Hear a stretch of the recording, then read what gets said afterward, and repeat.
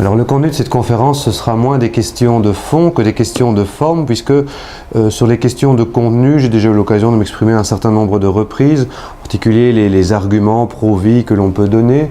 Ici, je voudrais plutôt réfléchir sur des questions de méthode, c'est-à-dire la manière dont le fond va se doter d'une forme pour que celle-ci soit efficace, et en particulier pour que ceux qui sont amenés à discuter ce type de questions ne tombent pas dans les pièges qui sont trop facilement tendus et qui font qu'au lieu de rendre notre communication efficace, eh bien, on se prive de l'accès au public simplement parce qu'on a négligé tel ou tel aspect de la forme qui va se révéler décisif. Alors pour ce faire, je vais pas mal m'inspirer dans les règles qu'on va suivre. Donc dans le cours de l'exposé, il y aura une série de règles que je vais donner, qui sont des règles de bon sens, des règles tout à fait classiques en matière de rhétorique, et qui ont été récemment reprises et résumées par un polémiste américain très remarquable et très connu sur les réseaux. Il s'agit de Ben Shapiro, qui est un juif orthodoxe, polémiste absolument redoutable, et qui est ici véritablement pour nous un allié, dans la mesure où avec les juifs orthodoxes nous nous entendons assez facilement sur le fait qu'il y a un contenu de droit naturel qu'il faut promouvoir et qu'il faut défendre. Donc on a la chance ici d'avoir un allié dont la spécialité est véritablement la liquidation intellectuelle de tous les gauchistes, féministes et autres qui, au lieu d'argumenter, fonctionnent toujours avec des slogans. Et sa spécialité à lui, c'est de les réfuter avec une efficacité remarquable. Donc c'est l'occasion d'aller voir un petit peu sur Internet ce qu'il fait. Il est vraiment exemplaire dans la manière de conduire une discussion, un débat, et de parvenir à ses fins. En particulier, son efficacité a conduit un certain nombre de personnes à lui demander « mais comment faites-vous pour être à ce point efficace ?» Et il a écrit une toute petite brochure qui résume les étapes essentielles de la manière dont il faut à son avis procéder, et qui sont ces étapes tout à fait classiques de rhétorique. Et donc il a écrit cette petite brochure qui s'appelle How to Debate Leftists and Destroy Them, 11 Rules for Winning the Argument. C'est vraiment des règles pour gagner la discussion. Donc je vais beaucoup m'inspirer de lui, je vais l'adapter de manière à ce que cela rencontre nos attentes et nos intérêts, mais les questions de méthode, voilà, que je vais développer ici, sont des questions tout à fait classiques. Alors la première chose, c'est que des débats, il doit y en avoir, il est souhaitable, il est salutaire qu'il y en ait, et il est aussi extrêmement souhaitable que nous qui souhaitons défendre la bonne cause, nous soyons partie prenante de ces débats, de ces discussions publiques. C'est quelque chose auquel nous pourrions être tentés de renoncer en voyant que cet espace public est très largement saturé par des gens qui font valoir leurs propres intérêts, qui défendent une culture de perversion et toutes ces sortes de choses. Et on pourrait être tenté de se dire, mais au fond, il vaut mieux renoncer à intervenir dans ce monde de corruption pour nous replier, une espèce de stratégie de démobilisation, avec ce constat un peu navré que de toute façon la situation est à ce point déplorable qu'il vaut mieux en rester là. Alors que du contraire, je pense qu'il faut intervenir dans la société, dans le débat de société, dans la discussion avec les autres, pour les mêmes raisons que Cicéron défend au début de son traité De Inventione, et qui, après ses études, donc Cicéron a d'abord fait des études de rhétorique et aussi de philosophie, il est allé à Athènes, et lorsqu'il est rentré à Rome, il a publié un premier ouvrage, le De Inventione, l'invention rhétorique, sur la manière d'organiser, de découvrir des idées. Et il répond dans son introduction à cette tentation, il dit « mais voilà, les hommes de bien, de manière générale, voyant l'extrême corruption de la société, ont décidé de laisser tomber, de se replier et de faire autre chose, c'est-à-dire d'utiliser leur capacité à bon escient, sans essayer de lutter contre l'espèce de corruption généralisée dont ils étaient les témoins dans la vie publique. » Or, selon un principe aristotélicien tout à fait traditionnel, qui est que la nature a horreur du vide, il est clair que si les bons n'occupent pas le terrain, ce sont les mauvais qui vont le faire. Cicéron nous dit donc ceci, c'est que abusus non tollit usum, l'abus ne supprime pas l'usage. S'il se trouve des gens, et il s'en trouve, et assez nombreux, pour être, selon ses propres termes, des partisans du mensonge qui en sont venus à occuper tout l'espace public, cela ne doit pas constituer un motif pour ceux qui sont bons et soucieux de bien faire, d'abandonner cet espace public à ces partisans du mensonge. Que du contraire, les bons doivent redoubler d'efforts pour pouvoir vaincre leurs adversaires sur leur propre terrain et faire en sorte que cet cet outil, cette arme de la rhétorique, soit entre leurs mains l'arme, l'outil nécessaire pour faire advenir de bonnes choses, pour servir le bien commun. Alors le tout est évidemment de servir le bien commun de façon efficace. Ça ne sert à rien de le faire d'une manière éthérée, d'une manière détachée de la réalité. Et pour parler encore comme Cicéron, il faut se méfier de cette tendance qu'on peut avoir, la tendance un peu de l'intellectuel dans sa tour d'ivoire, qui va avoir cette impression de pouvoir dialoguer de manière, dans des conditions qui sont excellentes, un peu artificielles. Cicéron met en garde contre ceux qui veulent parler comme s'ils se retrouvaient dans la République de Platon, selon ses propres mots. Il dit non, le problème c'est que nous ne vivons pas dans la République de Platon, cette espèce de cité idéale, nous vivons en réalité dans la fange de Romulus, c'est-à-dire que nous devons faire avec un monde qui a tous des aspects un peu navrants, un peu désolants, et nous ne pouvons pas faire l'impasse sur ces différents aspects extrêmement réels de la vie publique. Nous devons veiller à être efficaces dans le monde réel, dans le monde tel qu'il est, et ne pas essayer de trouver les chemins d'une efficacité dans un monde théorique et parfait qui de toute façon n'existe pas. La première chose dont il faut se rendre compte quand on aborde des questions importantes, des questions qui ont trait en particulier à la vie humaine, c'est que, contrairement à ce que nous pourrions penser dans un premier temps, la vérité n'intéresse pas grand monde. Bien sûr, personne ne va avouer qu'il s'intéresse aux mensonges, mais le fait est que la recherche exigeante de la vérité est quelque chose dont pas mal de gens vont se méfier plus ou moins inconsciemment. C'est-à-dire qu'on se rend bien compte, parfois même sans trop y penser, on se rend bien compte que si l'on découvre, si l'on tombe sur une vérité et que cette vérité nous met en contradiction avec nos habitudes de vie, avec ce que nous avons accoutumé de faire, eh bien, le danger pour nous, c'est de devoir changer nos habitudes. Donc, on perçoit assez intuitivement que la vérité est quelque chose qui peut être menaçant pour notre confort, parce que, bien entendu, si nous découvrons une vérité qui nous met en porte-à-faux par rapport à notre confort, nous ne pouvons plus faire l'impasse sur l'existence de cette vérité et nous sommes obligés de faire l'effort d'adapter notre comportement. Et ce n'est pas évident, ce n'est pas toujours agréable. Cela explique que psychologiquement, on a une certaine tendance à se désintéresser plus ou moins de la vérité. L'exemple type ici, bien entendu, c'est celui qu'on trouve lorsque notre Seigneur est confronté à Ponce Pilate. Ponce Pilate qui, au terme d'un bref échange avec notre Seigneur, pose la question la plus importante de son existence. Qu'est-ce que la vérité? Et de façon très intéressante et très symptomatique, lorsque Pilate a terminé de poser cette question, il tourne les talons et s'en va. Il n'attend pas d'avoir une réponse parce que la vérité ne l'intéresse pas, ou plus exactement, il a peur de devoir affronter la recherche et l'éventuelle découverte de la vérité, parce qu'il se rend bien compte que cela risque d'impliquer pour lui toutes sortes de concessions, toutes sortes d'adaptations auxquelles il n'est pas disposé. Voilà pourquoi dans une discussion, dans un débat, vous entendrez assez souvent des gens qui feront en sorte de mettre un terme à la discussion en vous disant « Oh ben c'est votre opinion ». Alors j'ai eu le cas encore récemment, j'étais dans les rues de Bruxelles, je me rendais au travail, et je suis abordé par une demoiselle qui me dit « Ben voilà, nous luttons contre le sida, est-ce que vous voulez nous aider ?» Alors bien entendu, lutter contre le sida, c'est une excellente chose, et donc je dis à la demoiselle, mais très bien, c'est un objectif tout à fait noble.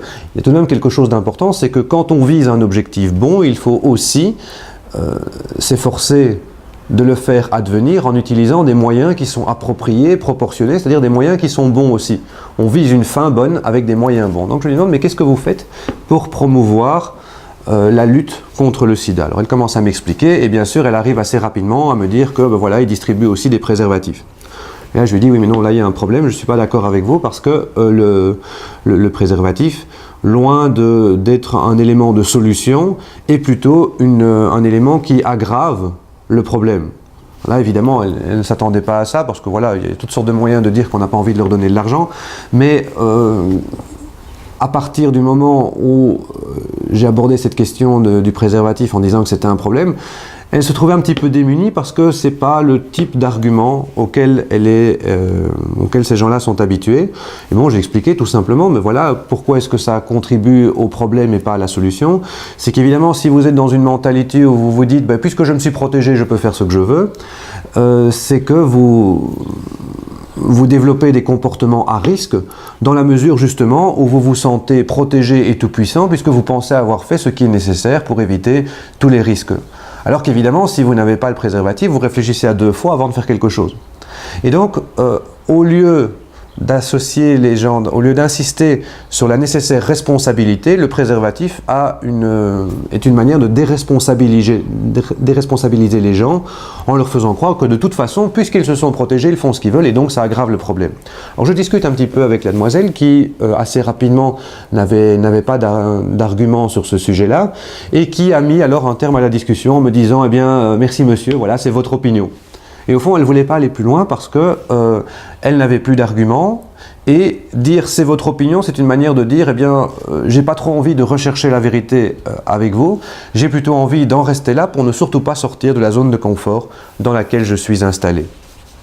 Autre exemple aussi, c'est celui qu'on trouve dans un petit livre qu'un certain nombre des auditeurs connaissent certainement, qui est de Clive Staples Lewis, le fameux auteur des Chroniques de Narnia. Alors il a écrit aussi toutes sortes de livres d'apologie du christianisme. Certains sont meilleurs que d'autres, là il est anglican donc il y a un certain nombre de problèmes aussi, mais il y a un livre en particulier qui est tout à fait remarquable, qui s'appelle The Screwtape Letters, qui a été traduit en français par Tactique du diable. Alors de quoi s'agit-il? C'est une sorte de direction spirituelle inversée, puisqu'au lieu d'avoir une direction spirituelle dans le bien, vous avez là un démon expérimenté qui va s'adresser à l'un de ses juniors, fraîchement émoulus de l'école démoniaque, où il n'a rien appris comme il faut, et le démon senior va expliquer toutes sortes de trucs pour faire tomber les gens dans le péché. Et donc c'est véritablement une manière de découvrir par une méthode assez originale quels sont nos propres travers, nos défauts, etc. tels qu'ils peuvent être exploités par l'adversaire. Donc c'est extrêmement intéressant parce que ça nous montre quelles sont nos habitudes, quelles sont nos mauvaises habitudes et dans quel piège, dans quel travers nous allons tomber assez souvent et assez facilement. Donc un petit livre fascinant écrit avec un humour anglais absolument délicieux. J'évoque ce livre-là parce que la première lettre de direction concerne exactement le propos qui est le mien ici. Dans la toute première lettre, le démon senior, Screwtape, dit à son junior « N'essaye pas d'argumenter avec ton patient ». Pourquoi? Parce que, dit-il, dans les siècles passés, c'était une chose que l'on pouvait envisager tout simplement parce que les gens étaient amateurs de recherche de la vérité. Et donc les démons, à ce moment-là, avaient tout intérêt à argumenter avec les gens qu'ils avaient pour charge de corrompre, tout simplement parce que les démons étant plus intelligents, il leur était facile d'entortiller leurs patients dans toutes sortes de raisonnements subtils, faux mais subtils. Or, dit Screwtape, ce genre de démarche n'est plus du tout nécessaire aujourd'hui. Lewis écrit ça en 1940, mais ça reste extrêmement actuel aujourd'hui. Ce n'est plus nécessaire d'argumenter parce que les gens ne recherchent plus la vérité. Ce qu'ils recherchent, c'est du prêt-à-penser, des slogans à la mode, toutes sortes de choses qui vont faire qu'on passe bien en société. Et voilà, ce n'est pas vraiment de la pensée, ce sont des idées toutes faites dont on va assez facilement, dont la plupart des gens aujourd'hui vont assez facilement se satisfaire. Donc, c'est une première chose à savoir, beaucoup de gens ne s'intéressent pas, ou en tout cas pas suffisamment à la vérité, et on aurait tort de croire que la recherche de la vérité constitue quelque chose de fondamental pour tout un chacun. Alors, dans un débat, et en particulier dans un type de discussion qu'on peut avoir sur un sujet avec un enjeu sérieux, comme celui de l'avortement, il faut savoir que la discussion doit viser à remporter la victoire. C'est aussi ce que dit saint Paul pour quelque chose d'autre qui est encore plus important pour la vie éternelle. Il dit, mais quand un athlète court au stade, il court non pas simplement pour le sport, il court pour remporter la couronne, pour remporter la palme. C'est un peu la même chose ici. On doit, dans un débat, dans une discussion qui implique des questions fondamentales relatives à la vie humaine, on doit combattre en vue de la victoire. Non pas pour se faire valoir. Alors là, c'est un peu le côté dommage, c'est qu'il y a un dommage collatéral. Et le dommage collatéral, c'est que si on remporte la victoire, cela satisfait notre orgueil. Alors voilà, ça, c'est le défaut de la cuirasse, si j'ose dire. Mais il est absolument essentiel de se focaliser sur la victoire, parce qu'il ne s'agit pas d'un jeu. Évidemment, quand vous jouez à un jeu de société, le joueur qui est là, non pas pour jouer, mais pour gagner, se rend absolument insupportable à tout le monde. Parce qu'évidemment, le but du jeu, dans un jeu de société, c'est le divertissement, c'est le jeu, c'est le plaisir qu'on trouve ensemble à la partie à laquelle on se livre. Ici, il ne s'agit pas d'un jeu, il s'agit de quelque chose de très sérieux parce que il y a des vies humaines qui sont en jeu. Quand on parle de l'avortement et qu'on essaye de discuter sur cette question-là, on doit discuter pour gagner, pas pour nous satisfaire nous, mais parce que précisément il ne s'agit pas d'un jeu, il s'agit d'une discussion qui se place effectivement au niveau des idées, mais dont les implications sont extrêmement concrètes, puisque le résultat de la discussion, c'est que peut-être des vies humaines seront sacrifiées ou sauvées en fonction de l'issue du débat. Alors, quand on s'intéresse à la question débattue, et je suppose évidemment que les auditeurs qui m'écoutent ici s'y intéressent, puisque sinon ils seraient ailleurs sur YouTube, quand on s'intéresse à la question débattue, on a tendance à oublier que pour le premier quidam venu, cette question, si même c'en est une pour lui, se situe le plus souvent à la périphérie extérieure de ses préoccupations. C'est-à-dire que quand nous nous intéressons à une question, nous avons cette tendance à croire qu'elle est intéressante pour tout le monde. De fait, tout le monde devrait s'y intéresser. Mais en réalité, tout le monde ne s'y intéresse pas. Donc, nous avons tendance à croire, à raison d'ailleurs, que c'est une question importante. Notre erreur est de penser que parce que c'est une question importante, tout le monde va s'y intéresser. C'est très regrettable, mais c'est comme ça, beaucoup de gens ne s'intéressent pas à ce genre de questions. Pour la plupart des gens, la météo du lendemain, le résultat du match de foot de la veille sont des choses beaucoup plus importantes que la réflexion sérieuse sur des questions comme celle de l'avortement. La conséquence, c'est que pour beaucoup de gens se trouvent mal informés sur ces questions. C'est assez logique. Si vous ne vous intéressez pas à quelque chose, il est tout à fait normal que vous n'y ayez pas beaucoup réfléchi. Donc vous êtes mal informé. Alors nous, ce que nous savons, nous pensons que tout le monde le sait, parce que c'est évident et que tout le monde devrait le savoir. Et c'est en quelque sorte le problème. Le problème, c'est le conditionnel ici. Tout le monde devrait le savoir. Ce qui est essentiel, c'est de faire en sorte que ce conditionnel n'en soit plus un et que ce que tout le monde devrait savoir, tout le monde finisse par le savoir effectivement. Alors, si la plupart des gens sont relativement mal informés, la conséquence la plus immédiate, c'est que la substance des idées qu'ils professent sur ce type de questions sera largement conditionnée par l'échange, la discussion, le débat lui-même auquel ces gens peuvent assister, puisque pour leur part, ils n'ont jamais pris véritablement la peine d'y réfléchir sérieusement. Il est donc absolument essentiel de faire en sorte que la discussion à laquelle les gens vont assister soit une discussion qui leur permette de réfléchir sérieusement et rapidement à la question. Alors dans ce type d'échange, dans ce type de discussion, on va devoir faire attention à renoncer à certaines règles de fair play ou de politesse auxquelles nous sommes habitués, parce que nous sommes en général des individus bien élevés et civilisés, et donc nous avons une tendance par ailleurs très légitime, à être polis, respectueux de l'adversaire. Alors dans une certaine mesure, c'est effectivement quelque chose qu'il faut faire, mais il ne faut pas oublier que l'enjeu étant celui de sauver des vies humaines, il y a de temps en temps certaines choses qu'il va falloir sacrifier, et en particulier certaines règles de fair play. Je m'explique. Imaginez que vous avez deux interlocuteurs. Alors quand je parle ici de débat et de discussion, ce n'est pas forcément la télévision. On sait bien que pas mal de médias sont spécialistes de la malhonnêteté organisée, donc il y a quelque chose parfois de déloyal. C'est pas forcément ce débat public-là que j'ai en vue, c'est plutôt l'échange que vous pouvez avoir. Si vous êtes en rue et que vous manifestez contre l'avortement, vous allez éventuellement être interpellé par des gens, devant témoins. Si vous vous retrouvez, alors le cas à mon avis le plus ordinaire, le plus fréquent, c'est celui que tout un chacun peut imaginer, c'est que voilà, dans la société où vous travaillez, vous vous retrouvez 10-15 minutes par jour dans la matinée, alors selon la bienveillance de votre patron, vous vous retrouvez devant la machine à café, vous discutez avec les gens et vous avez là de temps en temps en face de vous quelqu'un qui sera largement idéologisé, que ce soit pour le féminisme, pour le mariage gay ou que sais-je encore. Vous aurez quelquefois, vous tomberez sur un personnage largement idéologisé et vous allez pouvoir faire un échange avec lui qui sera un échange public dans la mesure où ce sera un échange devant témoins. Il est extrêmement important d'avoir à l'esprit les témoins, les personnes qui assistent de façon un petit peu, voilà, sans trop y penser. Ils sont là pour prendre un café, ils écoutent, ils voient l'échange.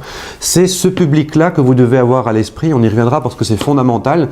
Vous parlez peut-être moins pour votre interlocuteur que pour les gens qui assistent à la scène. Or, et c'est ici qu'on rentre dans des considérations qui sont fondamentales.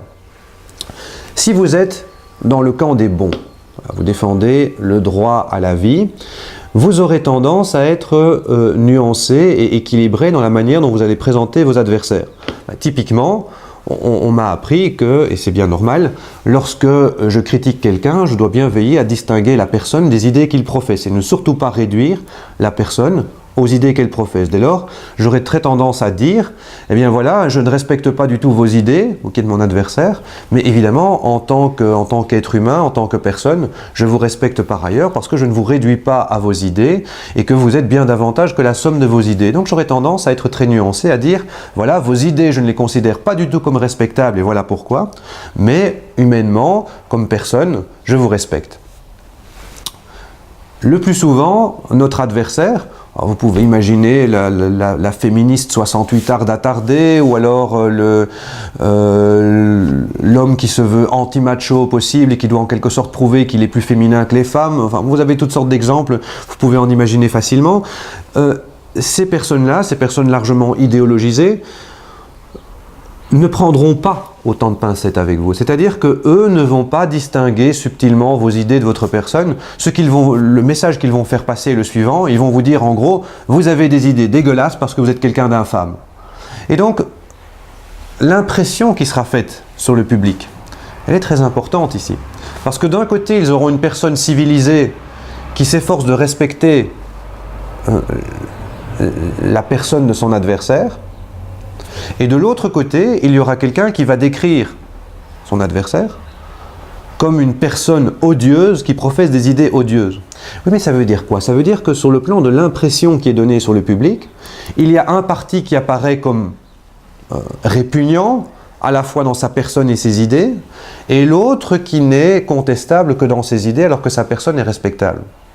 Et donc, puisque votre adversaire n'est pas fair-play, vous risquez de perdre des points et de perdre le débat en étant trop aimable, en étant trop gentil, parce que votre adversaire ne le sera pas et cela contribuera à donner une impression désastreuse au public. Donc, il est absolument fondamental de ne pas trop ménager l'adversaire. Dans le débat autour de l'avortement en particulier, nous parlons parce que nous aimons la vie et nous aimons les vies qui sont menacées. L'adversaire, en général, lui, il nous hait, nous, parce que nous ne sommes pas de son avis.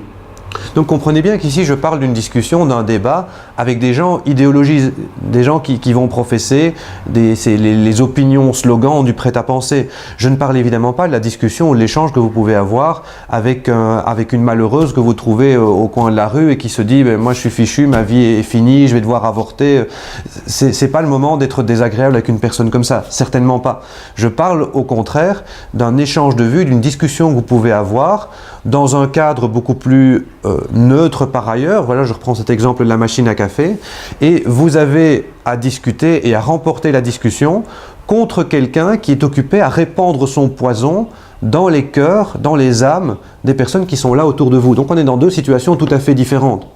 La malheureuse qui se croit contrainte de devoir avorter, vous ne lui parlez certainement pas comme vous parlez à l'intellectuel improvisé, le sage du village là, qui vient professer sa sagesse et qui, à coup de slogan, va essayer de répandre son poison dans les esprits des gens.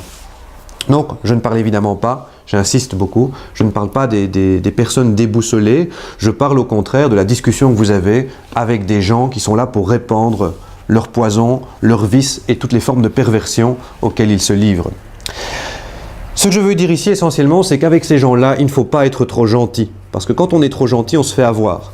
Alors en soi, ce ne serait pas bien grave si ça ne concernait que nous, parce que ce serait même bon pour notre humilité. Voilà, on n'aime pas trop tendre la joue gauche, mais le fait de se faire avoir, eh bien ma foi, ça peut nous faire gagner des points en humilité, ce qui n'est pas une mauvaise chose. Mais ce n'est pas notre orgueil, ce n'est pas notre fierté ici qui est en jeu, ce sont de véritables vies humaines qui sont menacées. Et donc, puisqu'il y a un véritable enjeu qui concerne des vies humaines bien réelles, il ne s'agit pas d'être trop gentil avec l'adversaire. L'adversaire qui en l'occurrence va être cette féministe pro-choix, comme elle va s'appeler, qui est en réalité un pro-mort, cette personne, il faut le savoir, nous hait. Alors, j'insiste là-dessus parce que nous avons tendance, et de nouveau, c'est très beau, nous avons tendance à essayer de prêter de bonnes intentions aux gens. Alors, de nouveau, c'est quelque chose de très bien, mais dans le débat, ça peut être très handicapant. Nous devons savoir que la plupart des gens qui vont être partisans de la culture de mort ou de toutes les formes de perversion institutionnalisée, ces gens-là nous haïssent. Et ils nous haïssent pourquoi? Parce que nous ne sommes pas de leur avis. C'est important de le dire parce que ces gens-là se présentent en général comme des chantres de la tolérance. En réalité, ils ne sont pas du tout tolérants puisqu'ils ne tolèrent votre opinion qu'à la condition qu'elle soit identique à la leur. Ces gens-là donc nous haïssent parce que nous avons le défaut de ne pas être d'accord avec eux. Ils nous haïssent parce qu'ils sont imbus de leur supériorité sur nous. Et psychologiquement, très important, ils ont besoin de nous haïr parce que la supériorité qu'ils revendiquent sur nous ne tient pas à ce qu'ils font de bien. Pensez donc qu'ils sont les promoteurs d'une culture de mort. La supériorité qu'ils revendiquent ne tient pas à quelque chose de bien, mais à la méchanceté qu'ils nous attribuent en disant que nous sommes, par exemple, des ennemis de la femme. Bien souvent, qu'est-ce que ça implique? Ça implique qu'il n'y a pas de débat. Vous croyez qu'il y a un débat, en réalité il n'y en a pas. Votre adversaire n'est pas véritablement là pour débattre, il est là pour vous exécuter et pour procéder à un lynchage médiatique pur et simple. Vous pensez avoir affaire à quelqu'un qui est désireux d'argumenter et vous vous trompez du tout au tout. Parce que l'adversaire, faute d'arguments sérieux, et ça on va avoir l'occasion d'y revenir, l'adversaire n'a pas d'arguments sérieux. Et puisqu'il n'en a pas, son ambition n'est pas de vous convaincre par des arguments, ceux-ci lui font défaut, son ambition, c'est de vous salir. Et sa technique préférée, c'est l'intimidation et la menace. Tout son discours, c'est typique, est emprunté au registre affectif. Alors je reviendrai sur ce point, mais c'est quelque chose que vous voyez très vite, très facilement dans ce type de débat, en particulier autour de l'avortement. Au lieu de réfléchir sereinement sur ce qui se présente dans la plupart des cas, votre adversaire va avoir tendance à vous mettre devant le cas de figure le plus improbable, un cas réel, mais très rare, très improbable. On vous montre, on vous met devant le cas extrême, le cas limite, avec le but de vous émouvoir et de vous faire vaciller. On vous dit « Ah mais oui, mais vous vous rendez compte, vous êtes contre l'avortement, mais imaginez, c'est une petite fille, elle a 12 ans, elle est enceinte de son oncle qui l'a violée et c'est un enfant trisomique. » On vous met devant un cas psychologiquement difficile à encaisser.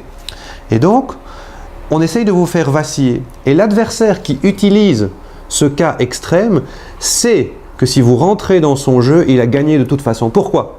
Parce que soit vous allez vaciller devant la difficulté psychologique à tenir bon devant un cas comme celui-là, et dans ce cas-là, il aura complètement gagné.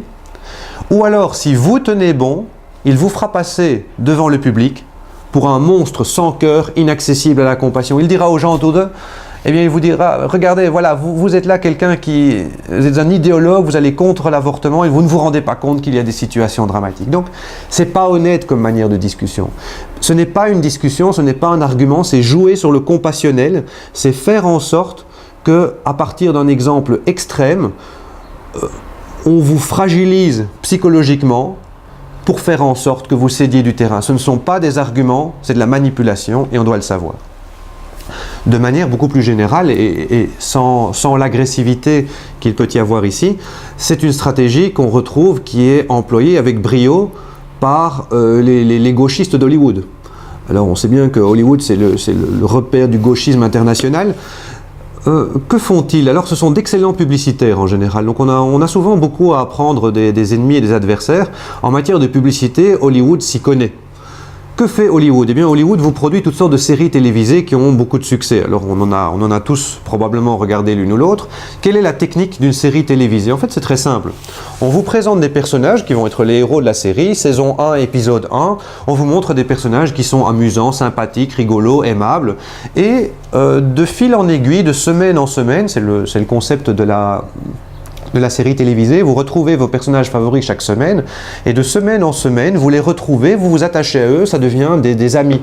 Au fond, qu'est-ce que c'est un ami? C'est quelqu'un que vous retrouvez régulièrement avec plaisir, c'est quelqu'un que vous revoyez, qui fait en quelque sorte partie de votre vie, et que vous revoyez avec une vraie satisfaction. Et donc on fait en sorte que ces personnages qu'on vous a présentés au tout début du premier épisode, vous vous attachiez à eux progressivement. Et après, mettons une dizaine d'épisodes, ces personnages auxquels vous vous êtes attachés, que vous retrouvez avec plaisir, qui sont devenus vos amis, Ils vont faire telle ou telle chose que vous réprouvez à juste titre. Voilà, tel personnage va commettre un adultère, par exemple.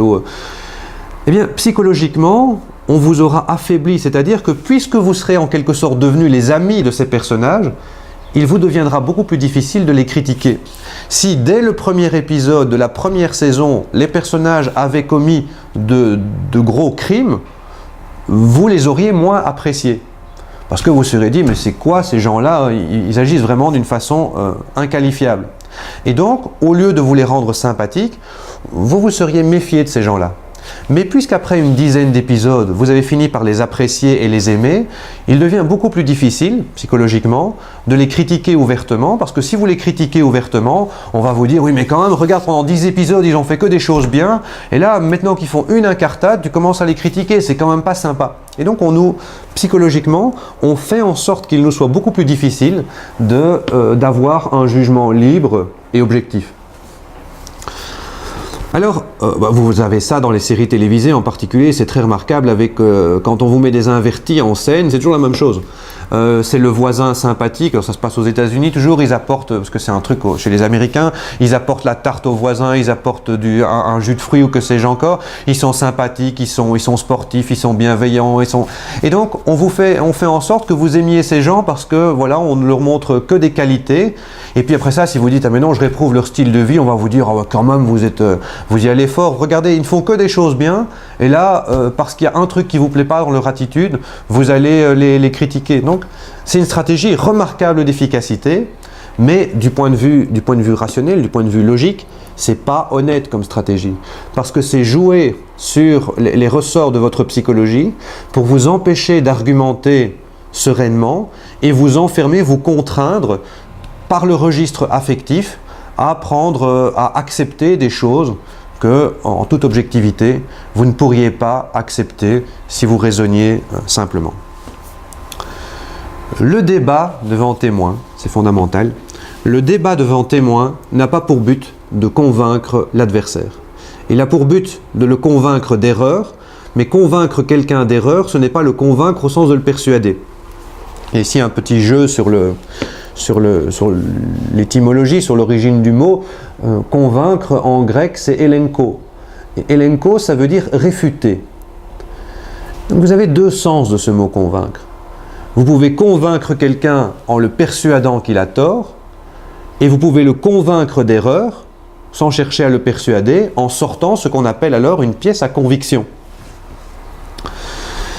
Je dis que vous n'avez pas pour but de convaincre, au sens de persuader, votre adversaire, parce que votre adversaire, de toute façon, ne sera pas convaincu.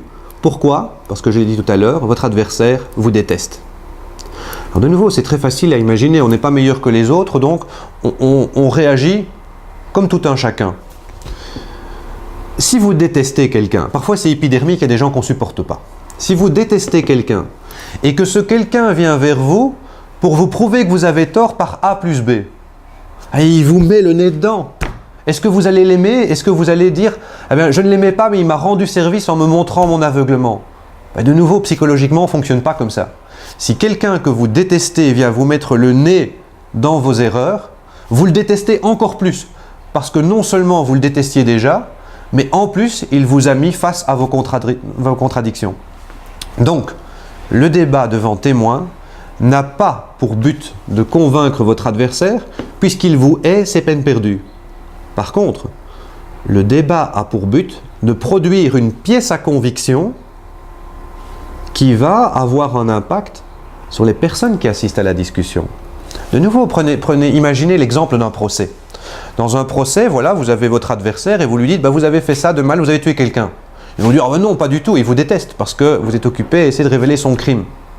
Si vous sortez la pièce à conviction, le couteau dégoûtant de sang, croyez-vous que votre adversaire va vous dire, merci d'avoir rétabli la vérité, là enfin vous avez une pièce et je ne peux rien dire contre ça. Non, il va vous détester d'autant plus parce que précisément vous rendez sa position intenable. Donc lui vous déteste encore plus. Mais les gens qui assistent à la scène, les gens qui vous voient produire la pièce à conviction, ceux-là vont être influencés et vont se dire, ah tiens, il y a une pièce à conviction et ça va les faire réfléchir. Donc le focus de votre discussion, ce n'est pas tellement la personne de l'adversaire avec qui vous discutez, le focus de votre discussion, ce sont les gens qui sont autour de vous et qui assistent à la scène. C'est pour eux qu'il faut produire cette pièce à conviction. Ce sont eux qui vont en tirer un certain bénéfice éventuel. Alors, c'est pour donc l'impression sur le public, avec les conséquences que cela peut avoir, que vous devez débattre et discuter. C'est à vous de prouver publiquement que le méchant aux opinions perverses, c'est pas vous, mais votre adversaire. Alors de nouveau, ça ne semble pas très gentil. Et de fait, ce n'est pas gentil. Mais ce serait une très grosse erreur de confondre la gentillesse et la charité.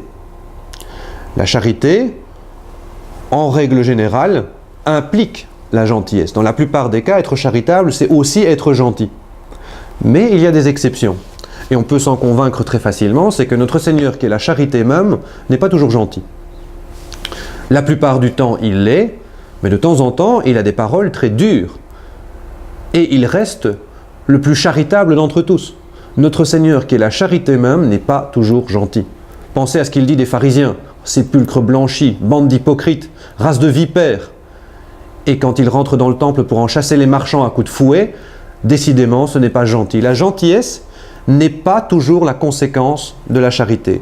Quelquefois, la charité se doit de ne pas être gentille, parce que la gentillesse, au lieu de servir la charité, risque parfois de la neutraliser ou de l'anesthésier. En l'occurrence ici, quand on parle des questions qui concernent la vie et la mort, il faut se rappeler que des vies humaines sont en jeu.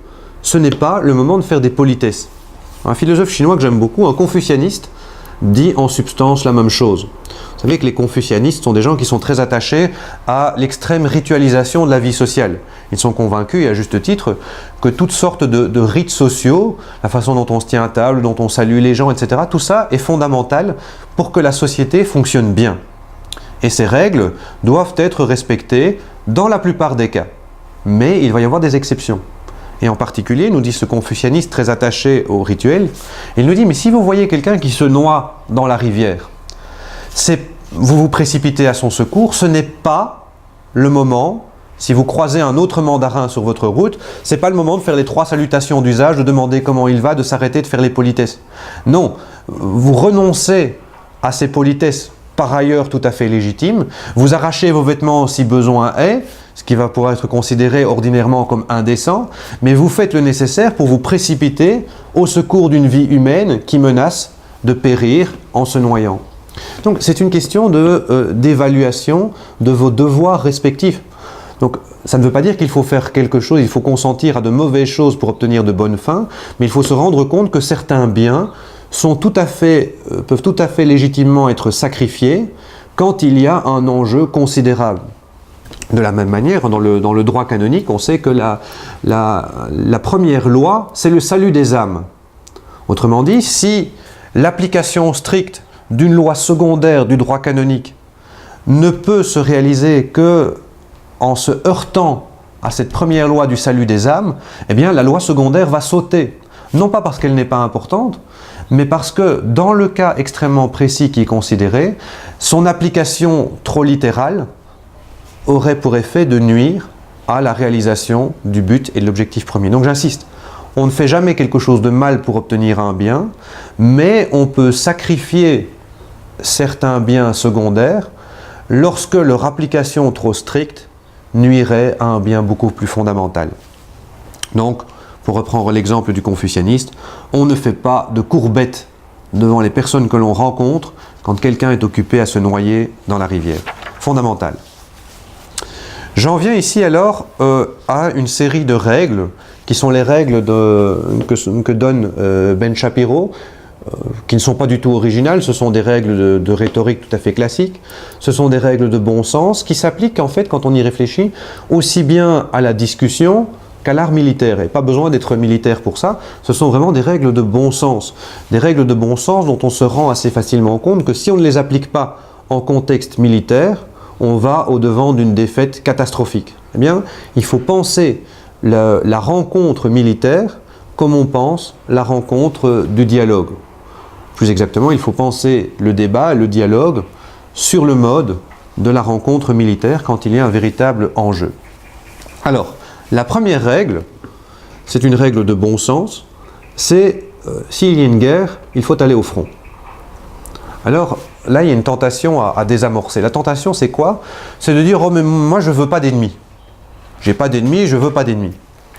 Grosse erreur. Si vous ne voulez pas d'ennemis, ça ne vous empêchera pas d'en avoir.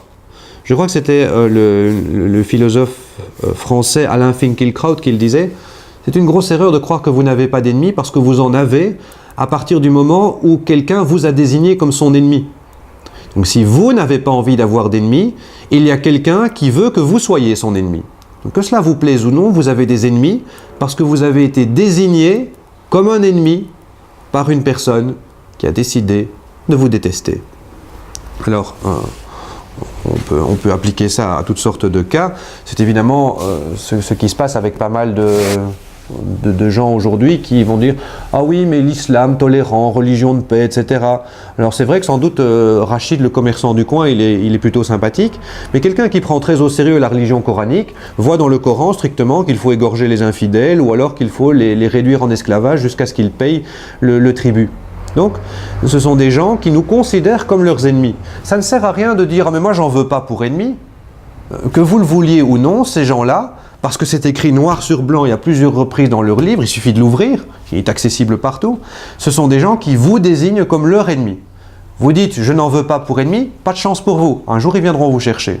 Et soit dit en passant, parce que ça mérite d'être tout de même rappelé de temps à autre, toutes ces féministes, ces invertis, ces gauchistes aujourd'hui qui vont vous dire, qui tirent à boulet rouge sur les chrétiens, et qui au contraire vont avoir toutes des paroles mielleuses et lénifiantes à propos de l'islam, ces gens-là vont nous regretter un jour. Le jour où il n'y aura plus de chrétiens, ou plus assez, et que la majorité des gens ce seront des barbus, ceux-là ne seront pas aussi bienveillants. Ce n'est pas les chrétiens qui essayent de les égorger, ce n'est pas les chrétiens qui veulent les lapider. Et quand les chrétiens ne seront plus là pour occuper l'espace public, tous ces gauchistes et autres vont bien regretter la présence des chrétiens, parce que les chrétiens tendaient volontiers l'autre jour. Les musulmans ne feront pas ça. Les féministes seront lapidés et les invertis seront égorgés. Et les chrétiens ne font pas ces choses-là. Les chrétiens discutent comme des gens civilisés, alors que c'est facile de les critiquer. Mais la réalité, c'est que ce n'est pas parce qu'on ne veut pas d'ennemis qu'on n'en aura pas. Donc, il y a un ennemi, que cela vous plaise ou non. Si vous n'attaquez pas, c'est lui qui fera le premier pas. C'est la sagesse la plus traditionnelle qui vous dit que si vis pacem para bellum, si tu veux la paix, tu prépares la guerre. Et l'attaque, comme on le sait, est la meilleure des défenses, surtout lorsque la guerre est inévitable. Et nous savons qu'elle l'est. D'ailleurs, ce n'est même pas... Je ne m'exprime même pas correctement en disant cela, parce que quand je dis inévitable, j'ai l'air de parler au futur. Alors, il est vrai que vous et moi, personnellement, nous ne sommes pas directement inquiétés, ou pas souvent, ou pas beaucoup.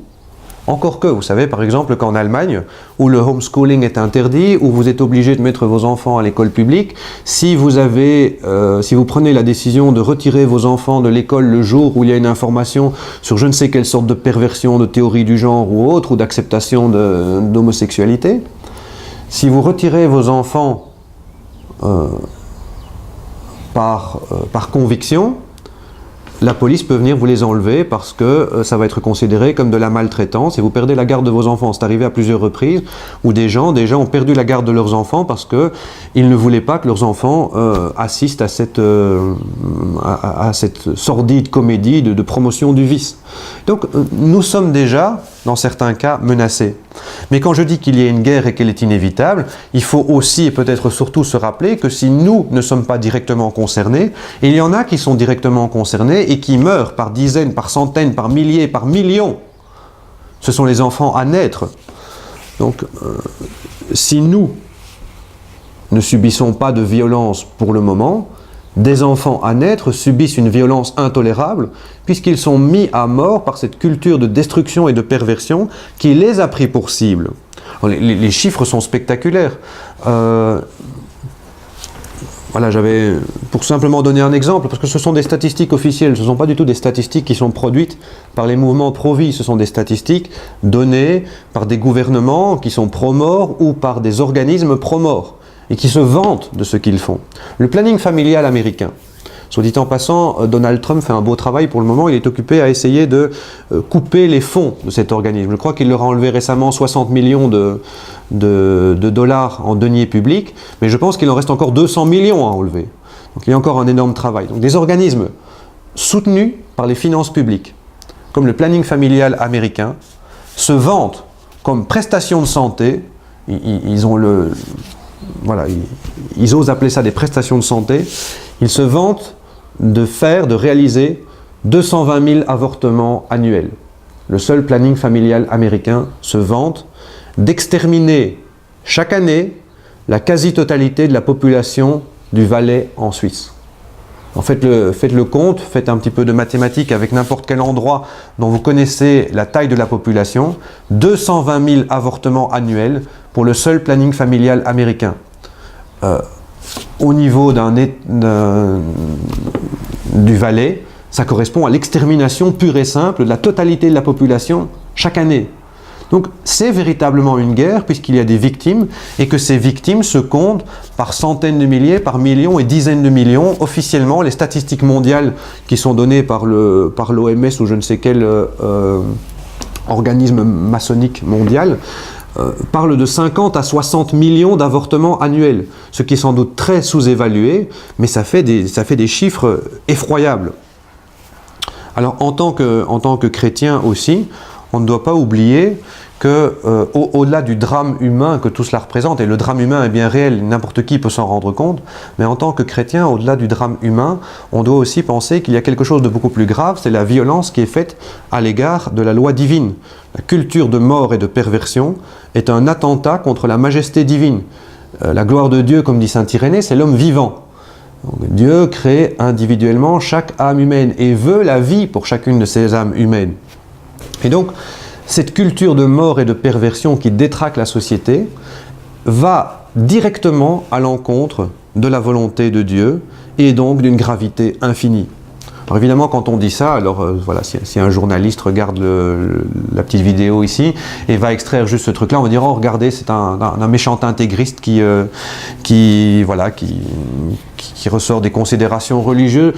Oui, il y a aussi ces considérations religieuses. Voilà. Si quelqu'un écoute tout ce que je dis de façon objective, il verra que les considérations religieuses relèvent plutôt du corollaire ou de l'annexe. La substance du débat n'est pas affectée par des considérations religieuses, mais en tant que chrétien, on ne doit pas oublier ces considérations religieuses qui ont leur rôle aussi et qui, pour un chrétien, sont encore plus fondamentales.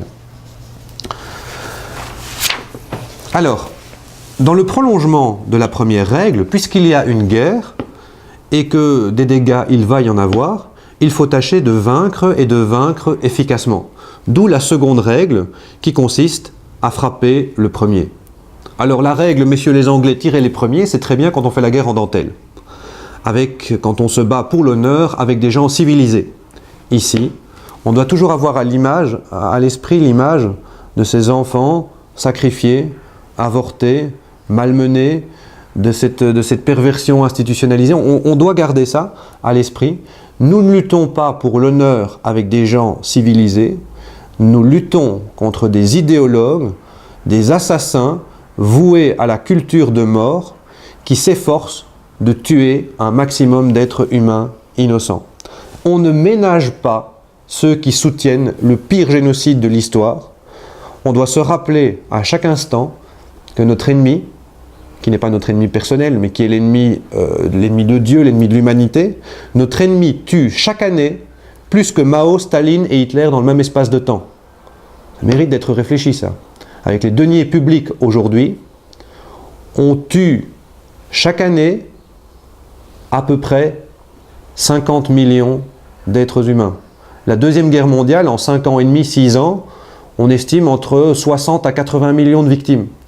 Chaque année, remboursé par les deniers publics, il y a un génocide qui se déroule dans des proportions beaucoup plus considérables encore. Il faut donc frapper. Il faut frapper vite, mais il faut frapper bien. Ça ne sert à rien de donner un grand coup et de taper à côté. Donc il est nécessaire ici de se donner de la substance, de connaître des chiffres, de connaître des arguments, etc. Et on aura l'occasion encore d'y revenir. Donc vous devez connaître notamment votre adversaire. C'est-à-dire le connaître pour le révéler, le montrer tel qu'il est. C'est notre troisième règle. Révélez votre adversaire. Ne lui permettez pas de vous prendre au piège de la haine qu'il vous porte, comme j'ai déjà eu l'occasion de le dire précédemment. Ici, c'est fondamental. Vous ne pouvez pas convaincre les gens que vous ne les méprisez pas. Ça paraît paradoxal. Vous ne pouvez pas convaincre les gens que vous ne les méprisez pas. Il n'existe pas d'argument efficace pour cela.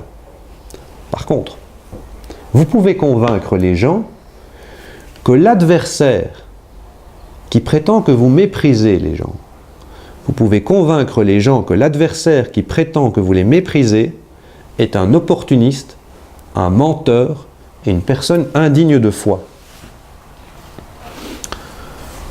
Qu'est-ce que ça veut dire très concrètement? Ça veut dire que si l'adversaire vous dit, alors son registre favori c'est de vous lancer des insultes.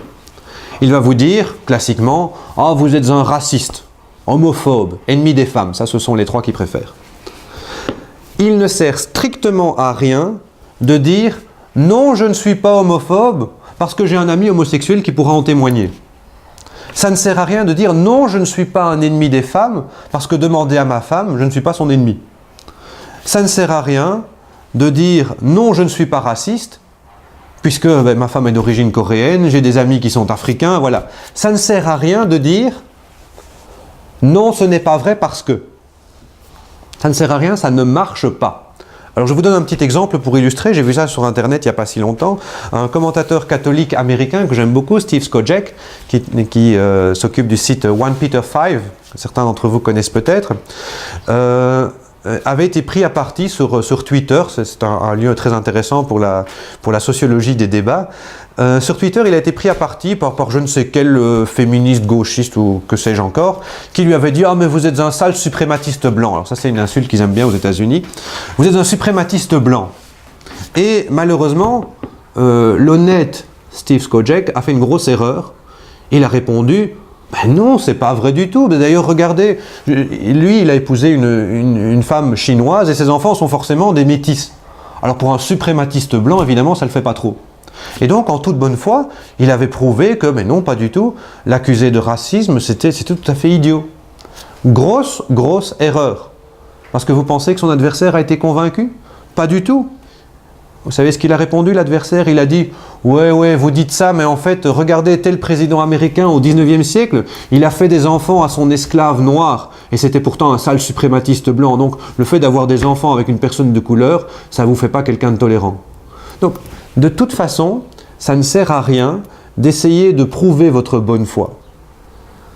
La bonne nouvelle, comme je le disais tout à l'heure, c'est que si vous ne pouvez pas convaincre les gens que vous ne les méprisez pas, vous pouvez en tout cas les convaincre que votre adversaire, celui qui prétend que vous méprisez les gens, celui-là est un menteur et un opportuniste.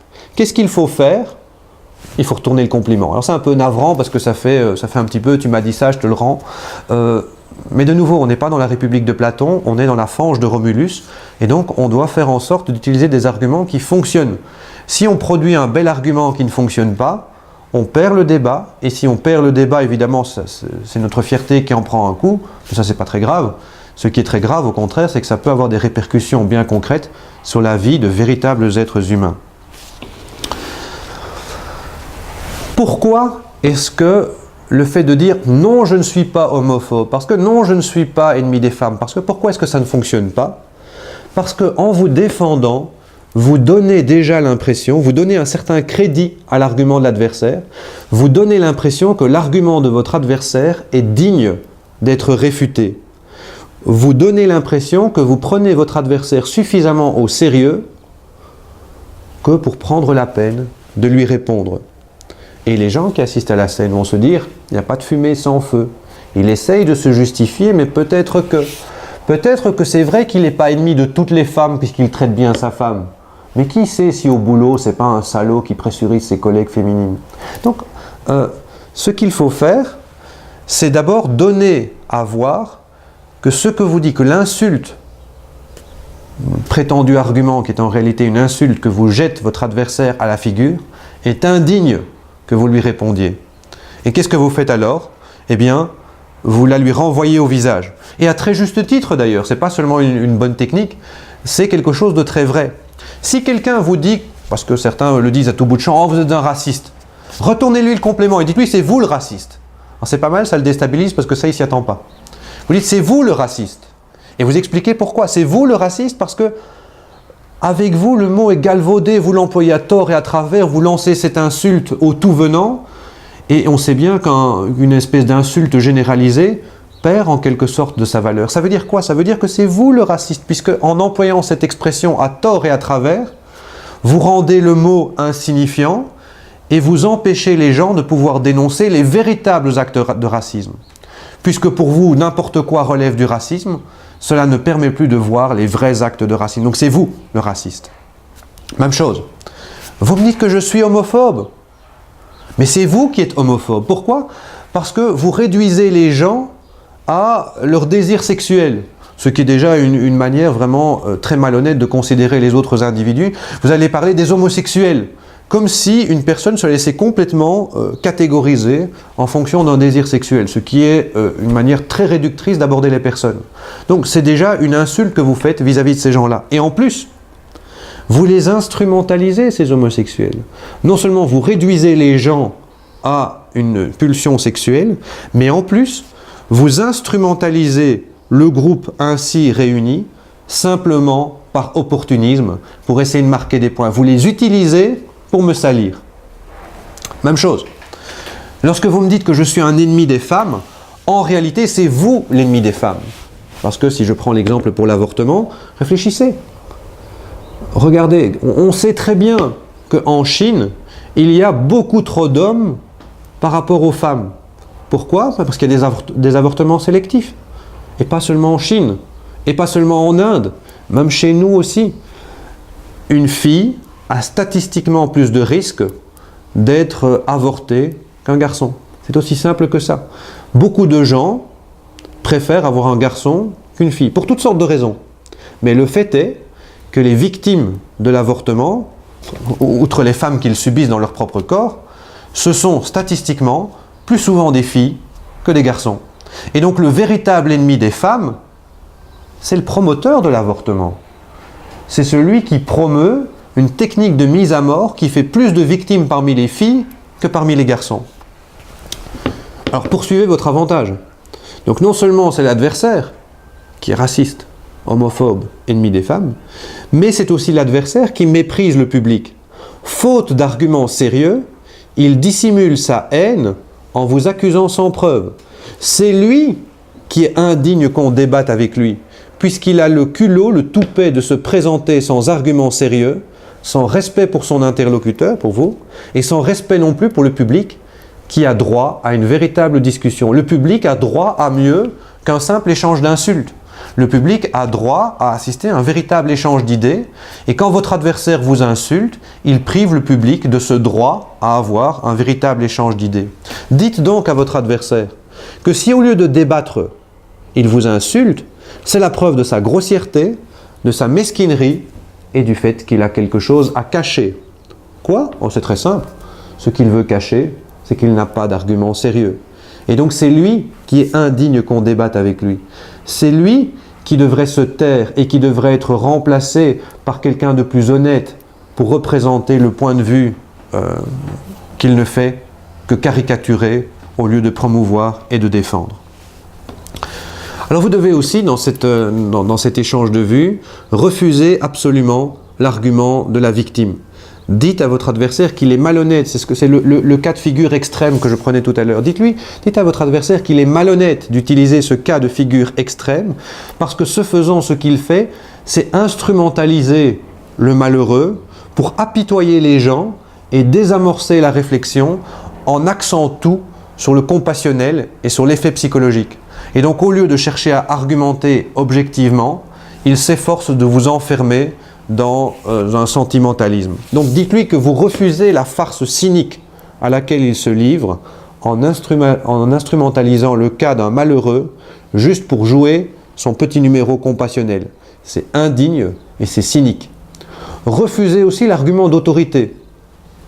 refuser l'argument d'autorité en disant que, voilà, vous allez avoir des gens, j'ai eu le cas l'autre jour, c'était une gentille dame qui disait « Je vends des bougies pour Amnesty International ». Et je lui dis « Ah non, moi je ne soutiens pas les assassins ».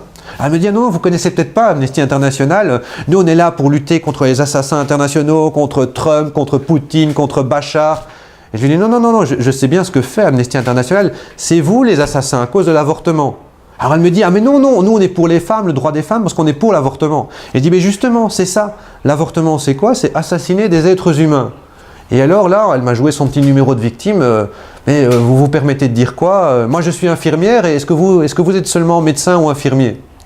Ne vous laissez pas avoir par les gens qui ont un diplôme et qui soi-disant sortent ce diplôme comme une garantie qu'ils sont meilleurs que les autres. Vous pouvez dire alors de façon très simple, j'y avais pas pensé ce jour-là.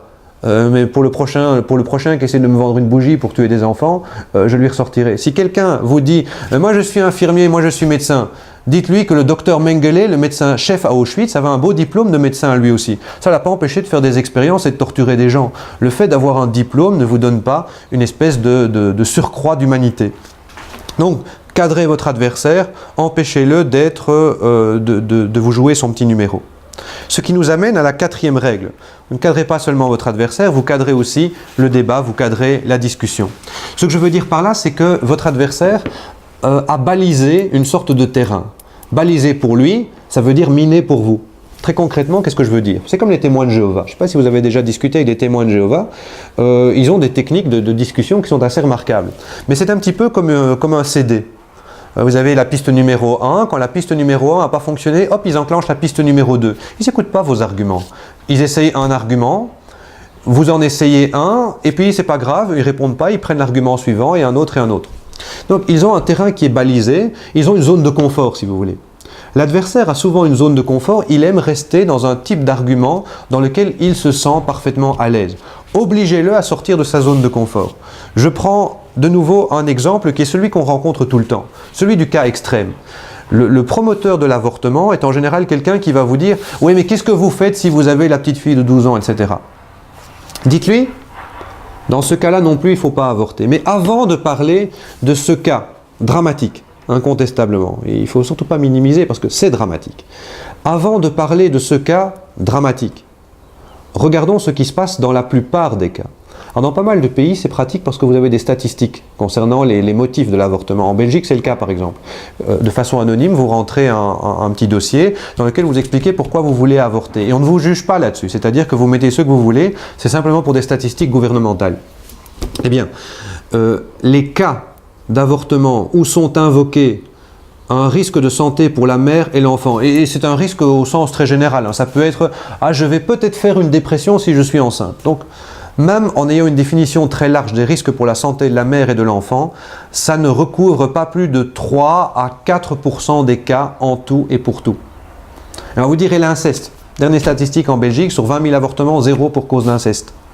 Dernière statistique en Belgique, pour le viol, 40 cas sur 20 000. Alors faites le compte. C'est dramatique, incontestablement, il ne s'agit pas de ça. Mais il faut dire à votre adversaire, avant de parler des cas qui sont psychologiquement difficiles à appréhender, parlons des cas les plus généraux. Et les cas les plus généraux, dans plus de 90% des cas, c'est quoi? J'ai envie de passer mes vacances aux Maldives et je ne pourrais pas prendre l'avion si je suis enceinte de 8 mois.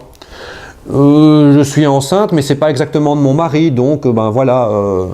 Ou alors, je suis pas prêt, j'ai pas envie que ma femme ait un enfant, ma famille est déjà complète, tout ce que vous voulez. Ce sont des avortements de confort. Donc, obligez votre adversaire à sortir de sa propre zone balisée en lui disant « D'accord, je parlerai volontiers avec vous du cas extrême. Et dans ce cas extrême, je vous montrerai aussi pourquoi, même pour ce cas-là, il faut refuser l'avortement. Mais soyons honnêtes, avant de parler des cas extrêmes et exceptionnels en termes statistiques, parlons d'abord de ce qui se passe dans la plupart des cas. Avant de résoudre les cas limites, prenons d'abord tout l'éventail des cas les plus généraux pour nous rendre compte qu'il s'agit d'avortements de confort. Donc obligez votre adversaire à ne pas sortir, à ne pas rester dans la zone balisée, la zone de confort pour lui, obligez-le à affronter la réalité telle qu'elle est. Ensuite, règle numéro 5, repérer ses contradictions. Repérer ses contradictions parce que la bonne nouvelle, c'est que bien souvent dans ce type de débat-là, votre adversaire n'est pas quelqu'un qui est cohérent avec ses propres principes. L'idée, c'est que quand vous avez des principes, vous avez toutes sortes de conséquences qui découlent de ces principes? Eh bien, la plupart des gens vont adopter des principes dont ils n'admettent que certaines conséquences et certainement pas toutes. Et il en est évidemment. Vous avez des idéologues pur jus qui sont des monstres, mais qui ont au moins le grand mérite d'être intellectuellement cohérents. Je prends quelqu'un comme Judith Butler, la papesse de la théorie du genre. Je prends quelqu'un comme Peter Singer, qui vous dit qu'on peut assassiner un jeune enfant parce que son projet de vie est moins développé que le projet de vie du chimpanzé du zoo voisin. Donc ça, ce sont des idéologues absolument monstrueux, mais qui ont au moins le grand mérite d'être cohérents, c'est-à-dire qu'ils vont au bout des conséquences qui découlent des principes qu'ils posent. Heureusement, la plupart des gens ne fonctionnent pas comme ça. Voilà pourquoi vous pouvez associer cette règle de repérer les contradictions de l'adversaire en faisant en sorte de garder la main qui est la règle suivante. Je prends un exemple. La question se présente, s'est présentée, se présentera dans pas mal de pays sur le fameux mariage pour tous. Dites à votre adversaire, ok, mariage pour tous. Mais pour tous. Ça veut dire quoi? Ça veut dire que votre principe pour le mariage, c'est du moment qu'ils s'aiment, ils peuvent se marier. Ok. Les incestueux, on vous dire, oh non, quand même, c'est dégueulasse. Vous dites, ah non, non, pour tous, du moment qu'ils s'aiment. Alors, en rechignant, certains vont dire, bon, ouais, c'est vrai, parce qu'ils se rendent compte que c'est la cohérence de leur principe. S'ils disent pour tous, il faut admettre ça aussi. Alors, en grommelant, ils auront éventuellement accepté ça. Dites alors, bah, et les pédophiles aussi alors. On va dire, ah non, non. Ah bah pourquoi? Pour tous, s'ils s'aiment. Ils vont dire, oui, mais il y a un âge de consentement. Vous allez dire, non, non, cet âge de consentement, rappelez-vous, à certaines époques, on pouvait se marier à 12 ans et on était beaucoup plus mature qu'aujourd'hui. Dans certaines civilisations où domine une religion que vous considérez par ailleurs comme tolérante, etc., les petites filles sont mariées bien plus tôt que chez nous. Donc, non, non, à partir du moment où quelqu'un prend une décision, vous devez la respecter, donc pour tous. Enfermez l'adversaire dans ses contradictions, ne lui permettez pas de reprendre la main, montrez-lui quelles sont les conséquences dernières des principes qu'il pose. Souvent, la plupart des gens gardent un fond moral, et c'est heureux d'ailleurs, la plupart des gens gardent un fond moral suffisant pour refuser et rejeter avec horreur les conséquences dernières, mais les conséquences les plus logiques néanmoins, des principes qu'il pose et professe par ailleurs. Donc manifestez l'incohérence de votre adversaire, tirez l'ennemi de ses retranchements, ou mettez-le publiquement face aux contradictions de ce qu'il prêche. C'est absolument fondamental. Alors, si vous voulez garder la main, la règle suivante, la règle numéro 7, est le corollaire. Ne vous laissez pas distraire. Repensez au témoin de Jéhovah. Quand il a échoué avec l'argument numéro 1, il passe à la piste numéro 2. C'est comme s'il y avait un petit boîtier de commande dans son dos, là, et le premier n'a pas marché, on passe au deuxième, puis au troisième. Votre adversaire va essayer de retrouver ses marques, de retourner dans sa zone de confort. Vous lui avez fait perdre pied. Son objectif est de revenir, de se remettre sur pied. Faites preuve de fermeté, ne changez pas de sujet. Vous l'avez mis dans l'embarras. Voilà, il voulait parler du cas extrême, dites-lui que vous voulez parler du cas général. Ne lui permettez pas d'esquiver la question. Obligez-le à vous répondre, sinon ce n'est pas honnête. Voilà pourquoi on voit très bien avec tout ce que j'ai dit jusqu'ici que tout ça relève du bon sens. C'est non seulement de la rhétorique, mais c'est le bon sens aussi appliqué à la stratégie militaire la plus élémentaire. Vous allez au front pour aller frapper le premier, là où ça fait mal, sur un terrain que vous avez choisi, en exploitant les faiblesses de l'ennemi, sans lui permettre de s'esquiver et sans tomber dans le panneau de ces tentatives de diversion.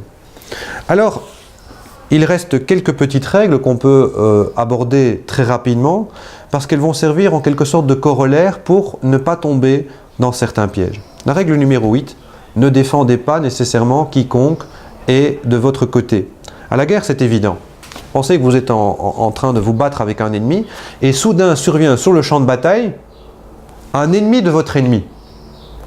C'est ce qu'on appelle un allié ou un allié objectif. Il faut faire la distinction entre les deux. Un allié, c'est un ami. Un allié objectif, c'est simplement l'ennemi de votre ennemi. Les ennemis de vos ennemis sont vos alliés objectifs. Ce ne sont pas forcément vos amis. Si l'allié objectif qui se présente attaque votre ennemi, tant mieux.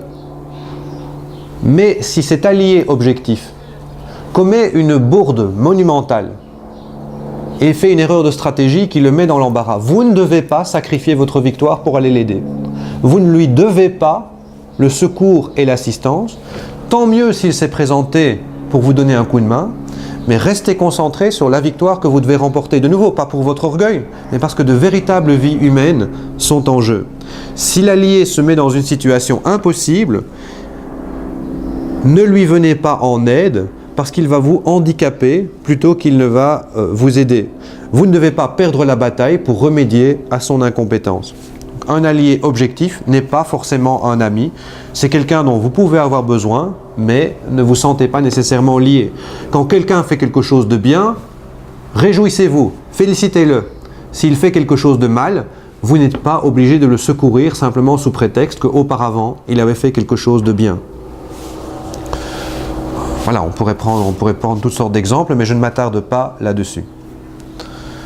Règle numéro 9, très courte. Admettez que vous ne savez pas tout. Il est clair évidemment qu'il y a des choses que nous devons savoir.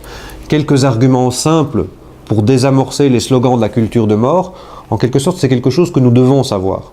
Parce que ces arguments sont très simples, on peut les trouver facilement, j'en ai déjà parlé par ailleurs. Les arguments, les slogans de la culture de mort se laissent déconstruire très facilement. Il ne faut pas faire de philosophie pour ça. Il suffit d'avoir un petit peu de bon sens, de décortiquer l'argument et de voir que le château de cartes s'effondre très facilement. Donc, il y a incontestablement des choses que nous sommes censés savoir. Mais évidemment, on ne peut pas tout savoir. Alors dites tout simplement, quand vous ne savez pas quelque chose, eh bien je ne sais pas, on en reparlera et je m'informerai.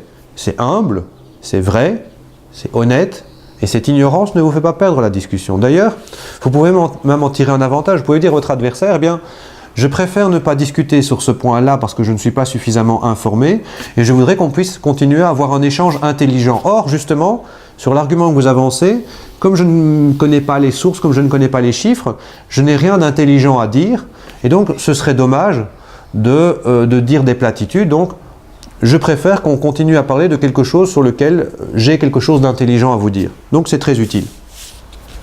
Règle numéro 10, c'est intéressant. Laissez à l'adversaire de petites victoires. Parfois, si on laisse l'adversaire gagner une bataille, on se met en situation de pouvoir remporter la guerre. Pas oublier que la guerre est souvent faite de plusieurs batailles. Parfois, en perdre une, ça peut être stratégiquement efficace. Laissez à l'adversaire de petites victoires, surtout des victoires sans conséquence. Vous gagnez alors la guerre, éventuellement, sans passer pour un fanatique intransigeant. Ça, c'est important. Si votre adversaire est à terre et vous continuez à le matraquer, vous passez vraiment pour quelqu'un qui est cruel. Si au contraire, vous lui permettez de redresser un petit peu la tête, parce que de toute façon, vous l'avez vaincu, alors vous passez pour quelqu'un de plus honnête et de plus aimable. N'oubliez jamais que la confrontation se fait la discussion se fait, voilà, je prenais l'exemple de la machine à café, devant des témoins. C'est un débat public. Et cette règle permet tout simplement de conserver et de soigner une image de marque. Et c'est important. Alors, typiquement, c'est quoi? Votre adversaire va vous dire « Ah, mais moi, je suis pour le droit des femmes.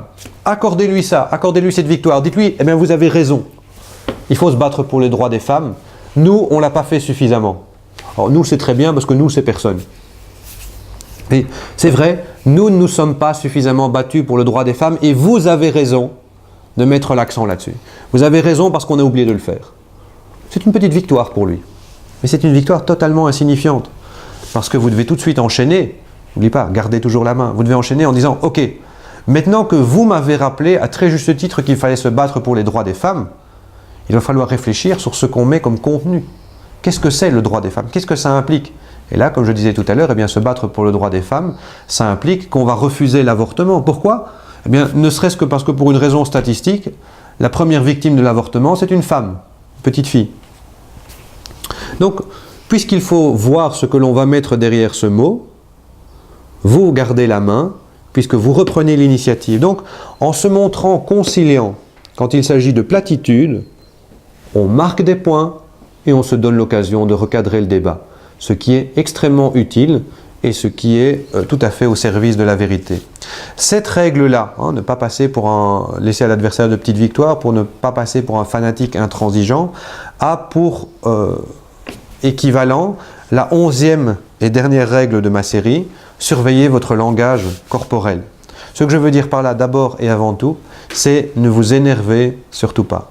celui qui s'énerve a perdu le débat. Celui qui sort de ses gonds, la bave aux lèvres, celui-là a perdu. C'est une grosse erreur de croire que les gens, on se compris nous-mêmes, on n'est pas meilleur que les autres. Hein. Parce que je dis nous qui défendons le bien, nos adversaires qui sont des méchants. Oui, mais ça ne veut pas dire qu'on est meilleur. Hein. C'est ce que saint Philippe Néri disait.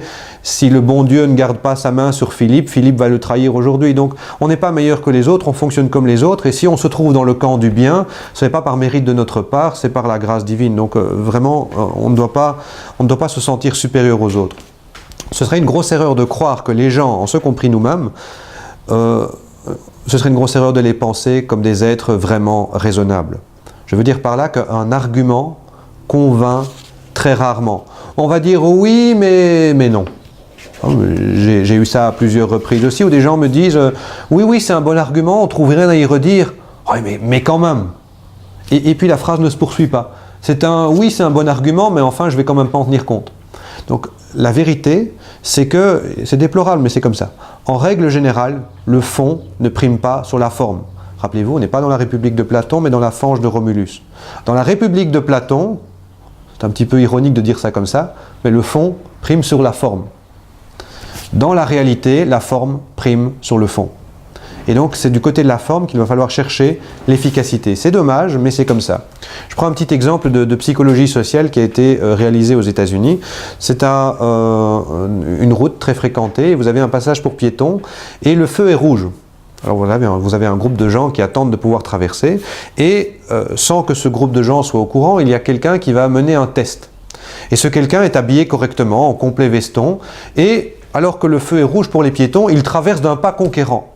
Très intéressant, beaucoup de gens lui emboîtent le pas. La même expérience est réalisée non plus avec quelqu'un qui a fière allure en complet veston, mais avec quelqu'un qui a tout l'air d'un clochard, il sent mauvais, il a la démarche titubante et il traverse la route. Personne ne lui emboîte le pas. Or, le fait d'être habillé en complet veston ne signifie pas que vous avez une maîtrise particulière du code de la route. Donc, ce qui est intéressant, c'est que sans même y réfléchir, les gens vont avoir tendance à emboîter le pas au propre et au figuré à quelqu'un qui leur fait une bonne impression, alors que quelqu'un qui leur fera une mauvaise impression ne va pas du tout susciter la même réaction. Ce que je veux dire par là, c'est que si vous avez l'air d'un fric, que vous écumez de rage, que vous avez une face de carême, une tête de croque-mort ou tout ce que vous voulez, vous pouvez avoir les meilleurs arguments du monde, vous n'allez convaincre personne. Parce que ça se joue notamment au niveau de l'attitude. Et ce qui est vraiment essentiel, c'est de ne surtout pas vous fâcher. Vous allez avoir l'exemple, vous voyez ça facilement aussi sur Internet, vous avez ces partisans de l'avortement là qui sont occupés avec des panneaux à hurler, alors quand ça a l'air d'une féministe 68 tarde attardée qui est là-bas à vos lèvres, l'impression qu'elle donne est catastrophique. Et c'est tant mieux pour nous. Mais nous devons vraiment veiller à soigner notre langage corporel. Nous devons donner la meilleure impression. Comment donner la meilleure impression? C'est très simple. On commence par ne pas s'énerver. Comment ne pas s'énerver? En n'étant pas pris au dépourvu. Comment n'être pas pris au dépourvu? En connaissant les faits, les arguments, bref, en ayant de la substance. Voilà pourquoi la forme est importante, mais ça ne doit pas nous faire négliger le fond. On doit avoir des arguments. Et si on a des arguments, ça nous tranquillise, ça nous facilite la vie. Nous savons que nous avons raison. Nous savons pourquoi nous avons raison, et ça veut dire que nous pouvons alors entrer en lice sereinement. Alors peut-être que toutes ces règles ne sont pas applicables de la même façon pour tout le monde. Voilà, certains vont se sentir trop rapidement énervés. Alors on sait, si on sent qu'on va s'énerver, qu'il vaut mieux ne pas discuter, parce qu'alors on tombe dans un piège. Si on sent qu'on n'est pas capable d'argumenter, eh bien on peut savoir quel piège de l'ennemi on doit déconnecter. Donc les règles ne s'appliquent pas de façon comme si elles arrivaient du monde des idées et simplement pour être transposées. Chacun doit pouvoir les adapter en fonction du contexte. Évidemment, vous n'allez pas vous disputer avec le collègue à la tasse de café que vous allez encore voir pendant les 30 ans à venir. Donc tout ça doit s'adapter, doit s'évaluer, il y a un discernement qui doit se faire, mais les règles permettent d'éviter de tomber dans des pièges qui nous sont tendus par les adversaires. Donc nous savons que nous avons raison, nous savons pourquoi nous avons raison, et nous pouvons donc entrer en lice sereinement, comme on va partir à la guerre avec beaucoup moins d'agitation et d'appréhension si on a préparé tout ce qu'il fallait. Effectivement, si la guerre se déclare et que vous cherchez votre arme, votre casque, vos munitions, vous êtes agité, c'est très mal parti. Si au contraire vous êtes bien préparé, ça ne veut pas dire que vous allez gagner la guerre, mais ça veut dire que vous avez fait votre devoir d'État, ça veut dire que vous avez fait de votre côté le maximum pour être dans les meilleures conditions pour remporter la victoire, une victoire qui n'intéresse pas votre propre satisfaction, mais qui intéresse de véritables vies humaines. Quant à savoir si vous allez gagner ou non la guerre, c'est une autre affaire. Pour peu que vous ayez fait votre devoir d'État, le reste est entre les mains de Dieu, et c'est très bien comme ça.